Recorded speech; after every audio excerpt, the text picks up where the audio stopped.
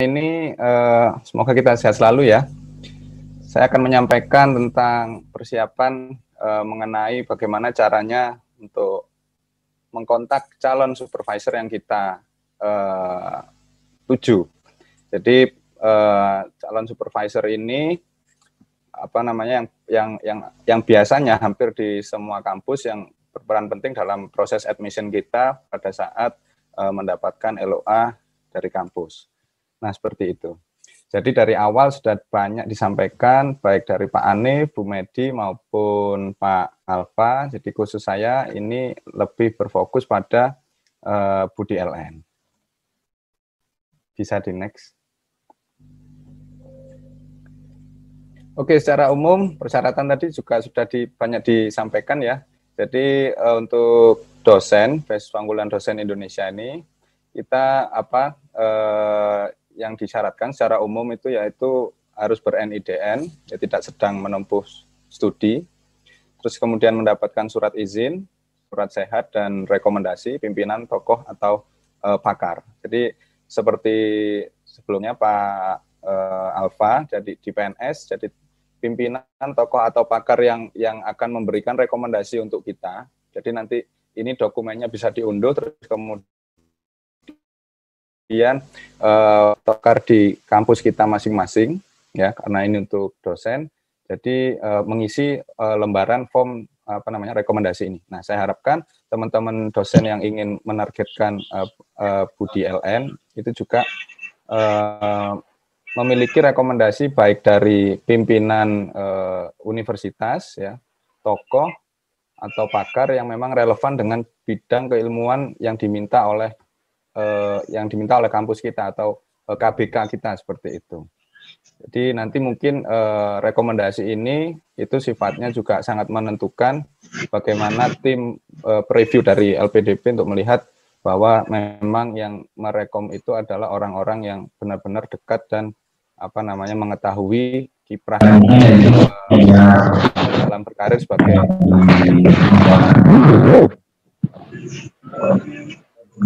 kemudian prodi dan perguruan tinggi itu waktu itu di 2019 panduan itu untuk Budi itu ada target kampusnya. Jadi kita tidak bisa, kalau kita menargetkan Budi LN ini, kita tidak bisa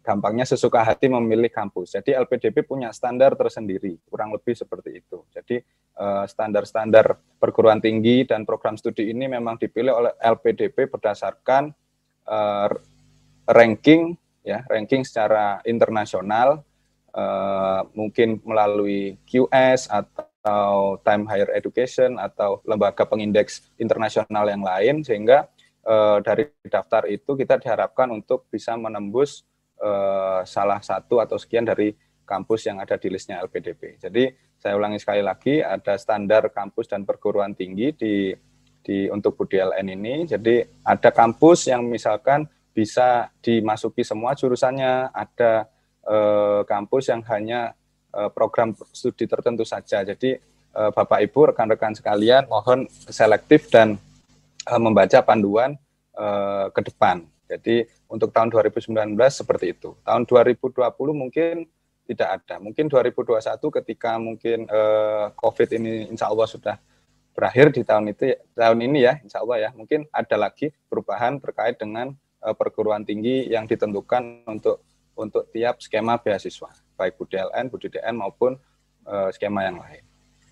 Kira-kira itu. Kemudian syarat IPK ini juga standar, bisa dilihat di panduan. Jadi untuk dokter harus di atas 3, berapa, kurang lebih gitu. Bisa dilihat lagi nanti mungkin ada perubahan atau apa. Terus kemudian syarat kemampuan bahasa Inggris untuk Budi LN pada tahun saya 2019 ini IELTS-nya, karena saya pakai IELTS itu minimal 6,5. Tapi boleh ada yang 6,0. Artinya tidak harus semua komponen IELTS, reading, writing, speaking, dan listening, itu boleh ada salah satu atau salah dua mungkin ya, yang 6. Nah, tapi rata-ratanya minimal dari keempatnya itu 6,5. Nah, jadi Bapak Ibu bisa mempertimbangkan, bisa mempersiapkan itu semua dengan catatan rata-ratanya di atas 6,5 dan bahasa Inggrisnya di bawah di minimal ada yang 6 boleh. Tapi kalau overall 7, insya Allah sudah bisa lanjut seperti itu secara administratif. Nah, informasi atau perubahan yang lebih lanjut nanti bisa dicek secara individu Bapak Ibu sekalian, rekan-rekan sekalian di website LPDP. Jadi kalau saya dulu ya dipantengin terus websitenya, kapan ada apa, kapan buka atau apa gitu, bisa dilihat terus di webnya LPDP atau lewat Twitter, Instagram, segala media sosial yang berkaitan dengan LPDP dan beasiswa LPDP ini bisa di-follow mulai sekarang. Kira-kira seperti itu. Oke, next. Nah, ini yang menjadi banyak pertanyaan mungkin ya, yang termasuk tadi sudah dibahas panjang lebar oleh Mas Pak Alfa tadi terkait dengan LOA. Jadi penting Bapak Ibu yang berkeinginan untuk meneruskan studi di luar negeri melalui Budi LN ini. Jadi yang pertama yang perlu dicermati yaitu admission proses atau proses pendaftarannya untuk tiap negara, tiap kampus itu berbeda-beda. Jadi misalkan di Amerika ini kebanyakan serentak deadline-nya seperti itu. Nah, jadi kalau di Amerika kebanyakan serentak, terus pada tanggal-tanggal tertentu ya biasanya April dan September untuk masuk itu bisa dimulai dari Desember kurang lebih seperti itu. Nah, untuk Amerika Serikat sendiri prosesnya daftar tidak perlu kontak supervisor ya, tidak perlu supervisor agreement, mohon maaf. Tidak perlu supervisor agreement ya, secara umum seperti itu. Kemudian Australia kurang lebih sama dengan Amerika kalau saya tidak keliru. Nah, Jepang ini juga bervariasi juga, tapi kebanyakan dari kampus di Jepang itu lebih memilih atau mendaftar itu melalui didampingi oleh profesor yang sudah menyetujui proposal riset kita. Jadi untuk Jepang ini saya ucapkan selamat kepada Pak Alfa tadi sudah bisa menembus, karena saya sendiri juga waktu nyoba di Jepang juga gagal berkali-kali, sudah kontak 3-4 profesor, satu lab saya email semua juga nggak tembus. Jadi ya itu tadi, jadi tetap berusaha seperti itu. Nah, kemudian Singapura, Taiwan ini juga hampir sama dengan US dan Australia. Jadi cek tanggal, deadline dan segala macamnya. Insya Allah saya rasa website di kampus-kampus yang ada di listnya LPDP itu sudah memberikan informasi yang sangat jelas. Jadi proses admission, klik sana, klik sini, segala macam itu sudah lengkap dan kita harus cermat, teliti saja membacanya, dibaca pelan-pelan seperti itu. Kemudian yang penting juga ini di Malaysia ini juga kampusnya juga waktu tahun 2019 juga termasuk dalam list yang ada di beasiswa Budi LN. Jadi Bapak Ibu sekalian, saya harap tidak hanya menembak kampus-kampus yang ada di benua Eropa atau Amerika atau yang lain ya. Jadi di sendiri di ASEAN ini juga banyak kampus yang sangat prestisius, yaitu baik di Singapura dan Malaysia. Nah, Malaysia sendiri sepanjang pengalaman saya di bidang electrical engineering di University Malaya itu rankingnya juga top sekali. Jadi top 50, top 60-nya di dunia. Jadi dia buka sepanjang tahun admission-nya. Jadi Bapak Ibu mungkin bisa mempertimbangkan. Jadi mempertimbangkan bahwa kampus-kampus yang di sekitar kita itu, apalagi mungkin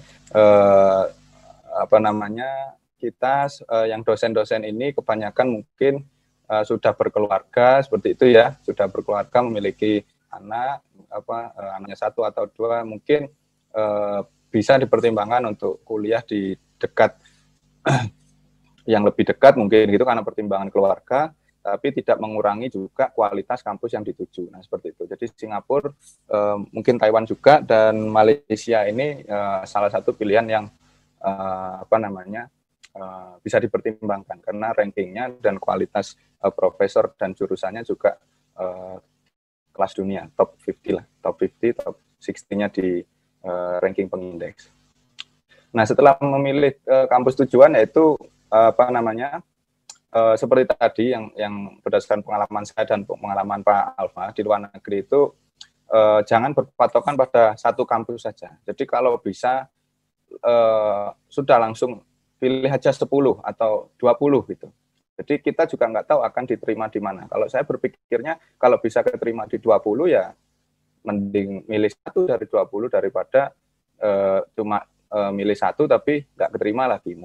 Mungkin mindsetnya bisa digeser ke arah yang seperti itu. Jadi penting itu. Karena apa? Untuk Budi LN ini syarat wajib khususnya yang disyaratkan oleh LPDP itu adalah LOA ini. Jadi saya harap kalau misalkan LPDP membuka skema beasiswa ini di bulan biasanya sekitar Juli atau Agustus atau September, berarti sekarang Bapak Ibu sudah harus cari, Bapak Ibu sudah harus milih kampusnya, Bapak Ibu sudah harus tahu siapa profesor dan bidangnya apa dan sesuai atau tidak. Kira-kira mungkin yang perlu dicatat di setelah webinar ini mungkin seperti itu.